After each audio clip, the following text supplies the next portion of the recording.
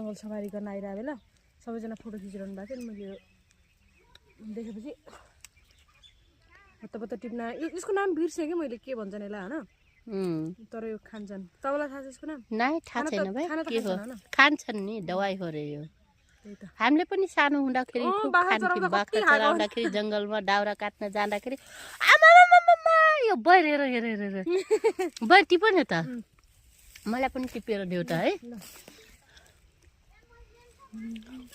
यहाँ जङ्गल सफारी गर्दाखेरि कतिको रमाइलो भइरहेछ लक्ष्मी एकदम रमाइलो भइरहेछ हो के देख्यौ भाइ देख्न चाहिँ हामीले चौका चित्तलहरू देख्यौँ अरू बाघ देख्न पाइन्छ कि भन्ने हो अब यहाँ मचान भएको ठाउँमा आएर गाडी रोखाएको छौँ हामीले अब एकछिन मचानमाथि चढेर यसो हेर्ने त्यही देखिन्छ कि गाडी चढेर बाघ हेर्नलाई आएको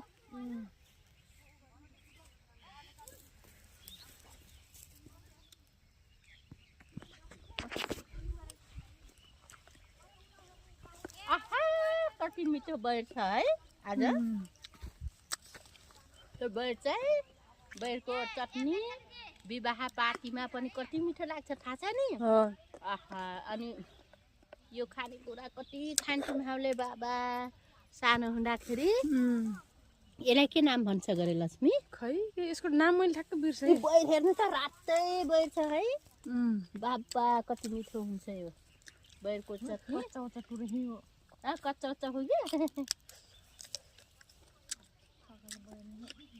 लभौरी पाइलो लभौरी स्याउ हसा यिन कहाँ कथे बाबु दही गला यी कहाँ हो दही गला बल्ल थाहा भयो पहाडीमा दही चिने दही गला ए के औषधि हुन्छ र यसको मलाई पनि थाहा नै हो तिमी थाहा बा औषधि कहाँ हो दही गोला न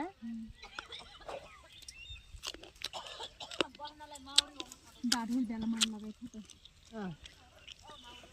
ए दाढुल बेलामा चाहिँ लागत हो